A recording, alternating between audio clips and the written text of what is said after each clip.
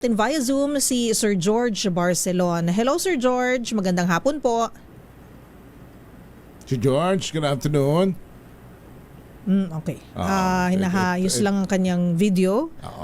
We will have him via Zoom para mas maganda yung ating huntahan at kumustahan. Okay na ba si Sir George? Hinahayos lang. yes. Ayun. Hi, Sir George, salamat po sa inyong pagpapaunlak. Isang karangalan na kayo'y makasama namin ngayong hapon. Thank you. Apo, kami po muna ay mangungumusta sa inyo pero Ayun opo. Bago yan, ay iparotate muna natin ang iyong screen, Sir George. sige. Parotate po. Para ma-landscape ba? Parang ganon. Yan, sige. Ayusin na lang niya. Ayan ang maganda. Portrait. Portrait Okay, dapat. Kailan eliminado na. Sige nga, I'll Sir. turn it around. Ayun, si Sir George. Ayun, okay. Portrait. Sir George, Portrait pala dapat. thank you. It's an honor to have you on the show. I think my first question is kumusta po kayo at kumusta na ho ang totoong My pleasure, yeah. kumusta na ho ang totoong mukha ng ekonomiya at negosyo sa bansang ito? Alam mo, I was listening to some of your earlier statements. No? Kami naman, negosyante, we're always a guarded optimist. Okay? Ibig sabihin na yes, we're encountering problems, but they're not really end of the tunnel. No? They're not, may solution din. But all the parties involved, mga negosyante, mga government, lalo ng government, they should be able to be focused on what is needed for our economy to sustain, especially sa itong sitwasyon. Unang-una, magulo yung mundo, meron geopolitical war, di ba, sa Middle East. Apo. Pangalawa, we have to face back. Itong gobyerno natin sa ngayon, magulo rin. Okay? We cannot, from the business sector side, normally, when it comes to issue on the politics, medyo neutral kami, no? Na total, itong mga nasa gobyerno, they're the one we elected. But this time, we feel that we have to show our concern. The situation is quite grave. Ang mga bilihin na tumaas, ang crudo, tumaas din, ang gasolina, tumaas din. Hindi naman sa gawa natin, at hindi naman sa gawa sa bansa natin. But it takes really a joint effort of private government and all sectors to look at the issue and address it properly for sustainability. So Sir George, nabanggit nyo na you think yung mga kasamahan nyo po na negosyante, nabanggit nyo yung salitang grave. So it's kind of alarming and very serious na po. We understand that businessmen would like to, yun nga po, stay neutral para maging kahit paano ay not to cause alarm, di po ba, sa markets at sa ekonomiya po, ano? Pero when you said grave, ano po yung tipping point? Kasi nabanggit nyo na it's not of our doing that we are experiencing mga shifts po sa economy natin because of politics and may mga nangyayari rin po sa labas ng ating bansa. Pero why did you say that this is kind of a grave situation already? Well, it's great by the mere fact of the data that has been shown by the government. Ang yung first quarter GDP natin is 2.8%. That is hardly a number that will sustain our economy. Napakababa naman yon. And then it's not going to be any better projecting to the second quarter. And then the fact on the inflation, which is a concern really not only for businessmen, but we're also concerned for our kapong Filipino, the labor force, the small businesses, when our inflation for the last quarter was 7.2%. So those are things that we'll have to think about, how the government can be more efficient, some of the budget that has been allocated in the General Appropriation Act may be repurposed for our immediate needs. The fact that our public transportation, of course, it's regulated, has been asked to maintain yung pamasahe, how much they charge, when in fact the price of fuel has gone up by 50 to 60%. So there's a seemingly an imbalance wherein we in the business side see that there's need for more collaborations. And plus the fact that what we're seeing that is playing out in front of our eyes, na who is running the show dito sa gobyerno. So that's why I said it's kind of a dire situation for us. So George, may mga naririnig, nababasa at nalalaman tayong mga binabanggit na totoo ho bang wala na halos pumapasok na investment sa bansa? Meron pa naman. Alam mo itong bagong initiative na palayo na basa mo sa dyaryo about this Pax Silica. No? Yeah. But that's again, that's a blueprint hoping that we can attract investments coming from the US. But at the same time, there's some positive point. I just attended the launching of the Tatak Pinoy, which is it's done every year to promote Philippine made products, food related and other products. No, so it's something that the Department of Trade and Industry has been very supportive.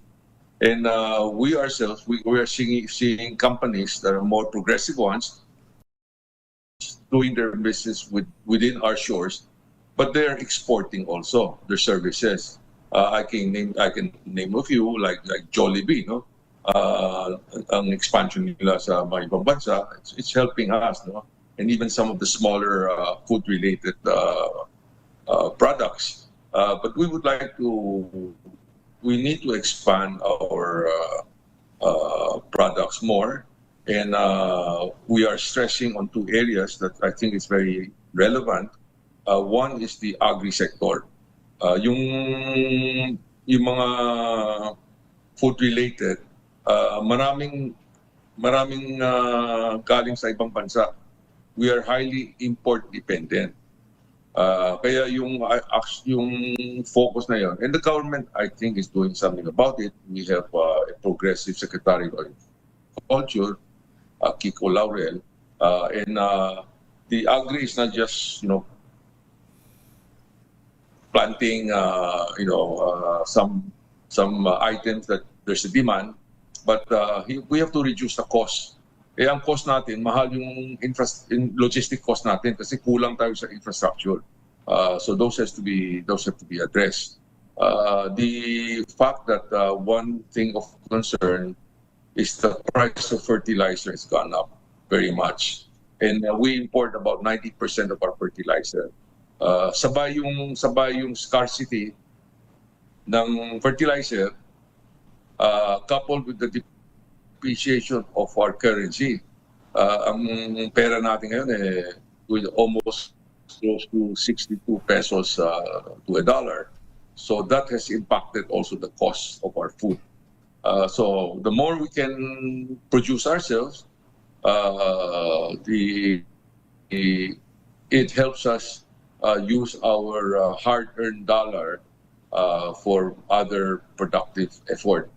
The three crucial issues that we've been discussing also at the ASEAN level is the three Fs, no? The three Fs meaning one F is fuel, the other one is fertilizer, pangatlo is food. Those are very key factors in our economy, no? And it affects broadly the general population. Okay. So given po yung mga nakikita nyo po na challenges, Sir George, nabanggit nyo nga po na ang dami pa po natin kailangang ayusin, like infrastructure-wise, we have to prepare. You've mentioned Pax Silica, which is of course will be inside the North Luzon Economic Corridor. Am I right po, sir? So this will be dito sa Luzon, like Subic, Batangas, Clark, and of course Manila. Opo. And it's also parang digital na siya, AI. Gusto na maging Pampanga. AI hub. Yeah, right. Yes. So do you think, Sir George, makakaakit tayo ng malaking investment dito? And at the same time, ano po yung mga deliverables naman natin? And can we deliver itong, of course, we need infrastructure, manpower, wala. I don't think magkakaroon tayo ng problema dyan. We have a very young population, English speaking and very young.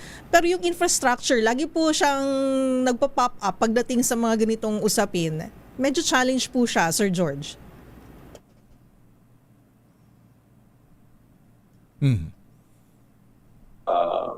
Is really, as I mentioned earlier, yung logistic cost natin is high. Yung mga agri-products is high also. Annually, ang damage dito sa mga harvest natin na kasi wala yung flood control system. Okay? And alam natin na itong nakaraan ng isang taon,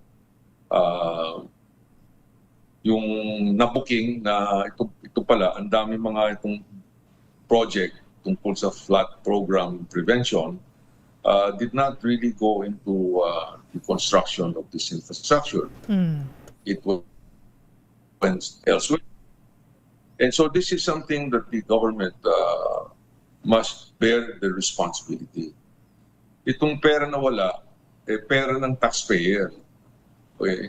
And the shortfall of the collection of our government cannot be, the burden should not be on the private enterprise. We're also having our problems.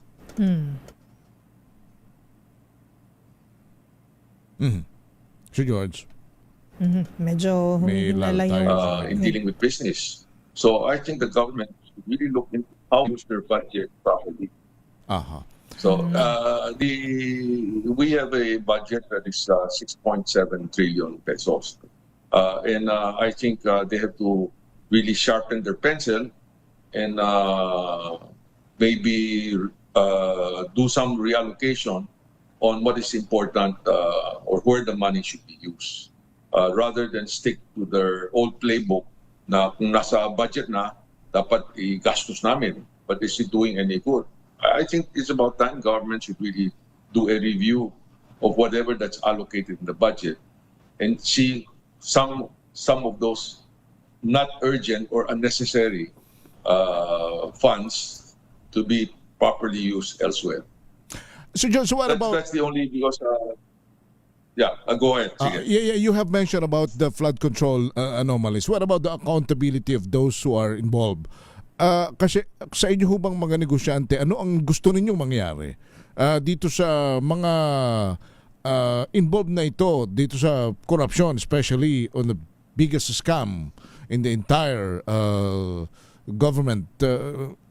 Kahit kayong mga negosyante, mga retired Supreme Court justices nagsasabi na talagang phenomenal itong corruption na ito sa flood control project. Ano ang gusto ninyong maging aksyon na mabilisan ng gobyerno rito?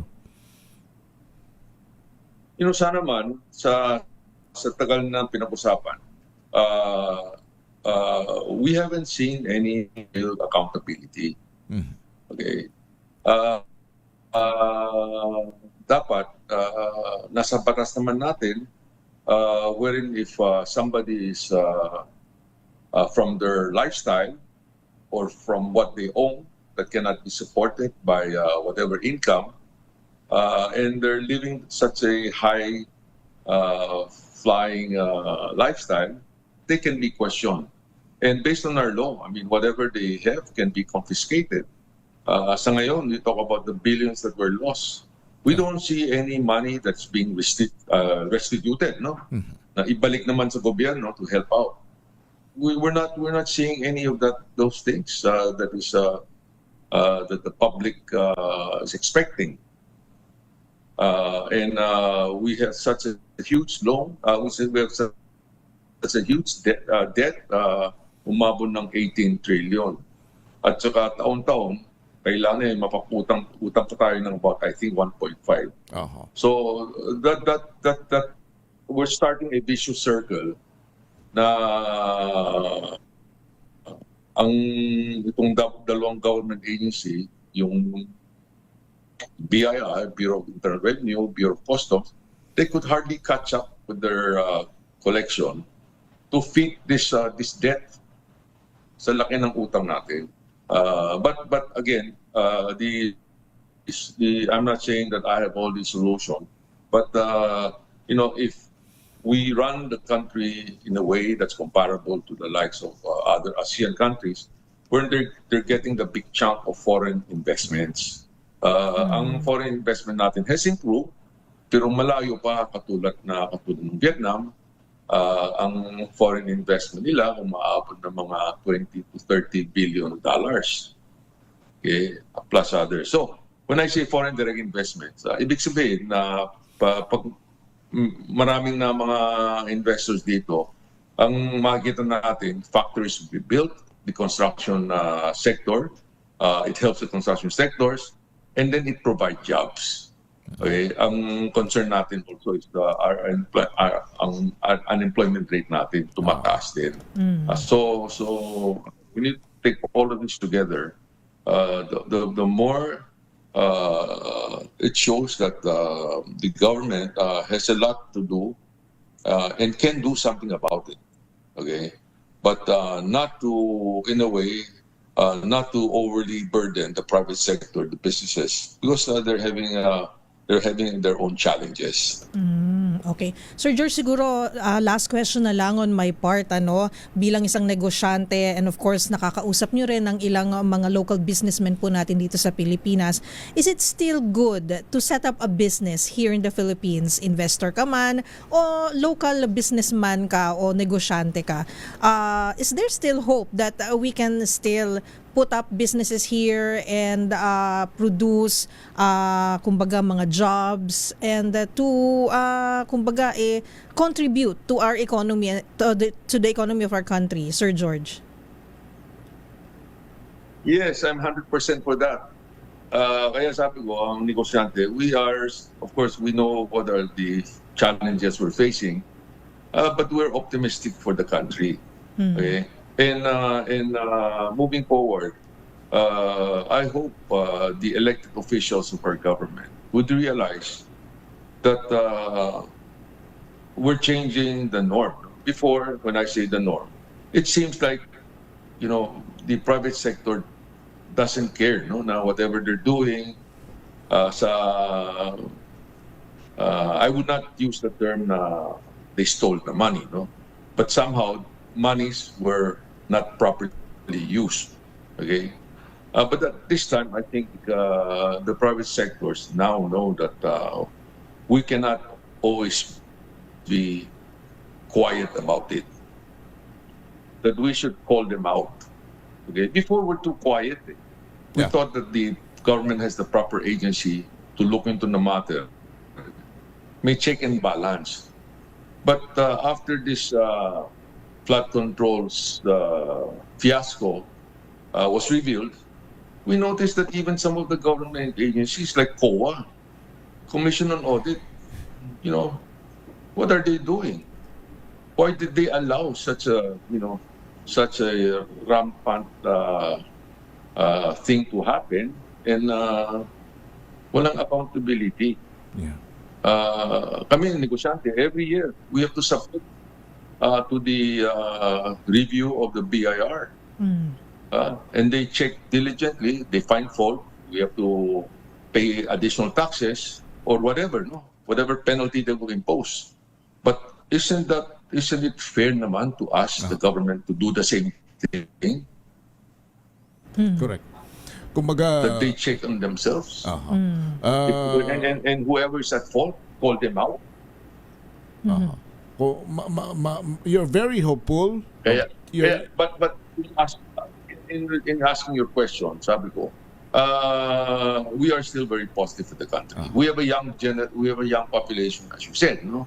Ang population natin 115, 118 million. We're a big nation.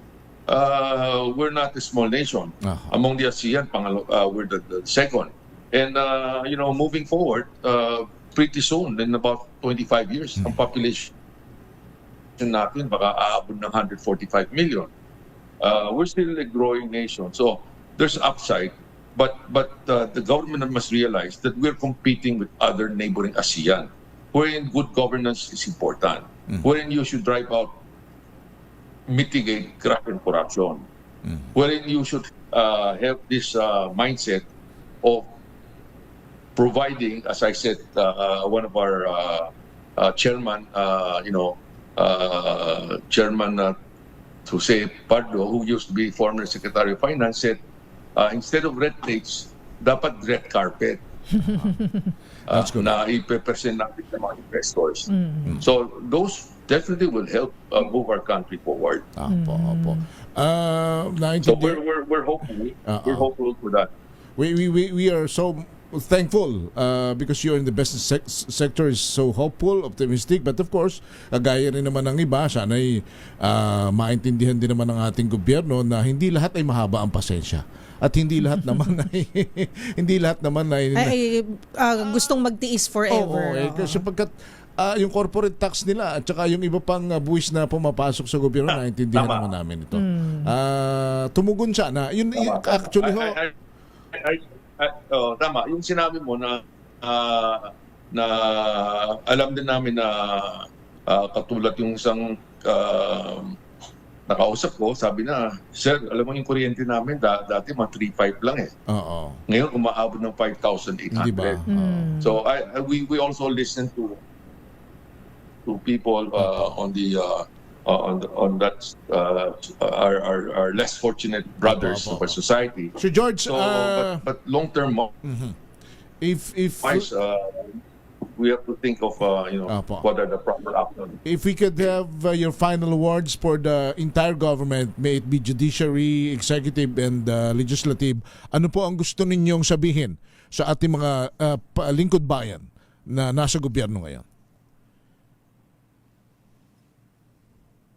Ang mensahe ko is that the world is looking at us, no? And they see in us the potential, okay, of really moving up the value chain and really reaching the middle income level, hopefully by 2034. And that is still possible, but we have to get our acts together, okay? Let's really think of the country first, okay? Let's think of our next generation. Yung mga kabataan natin, let's give them a good education. Okay? Let's give Filipino family a fair share, no, of human dignity, that they can work with their skill for a fair wage, and they can buy things, no, to provide the nutrition for their young. Isang problema natin, mga kabataan natin na 5 or 7 years old, they are malnourished. So those are things I think the government should be well aware of. And they play a key role. And the private sector definitely would take their lead. We're very supportive. We want our country to move forward. Seeing what the other ASEAN countries before that were behind us now are in front of us. So it's not too late, I think. Okay, the private sector is always hopeful, but those that we elect should bear the responsibility of good leadership and good governance. All right. Sir George, thank you so much for joining us this afternoon. Thank you po, Sir George. Thank you. Maraming salamat. Well said. The Chairman Emeritus of Philippine Chamber of Commerce and Industry, Mr. George Barcelona.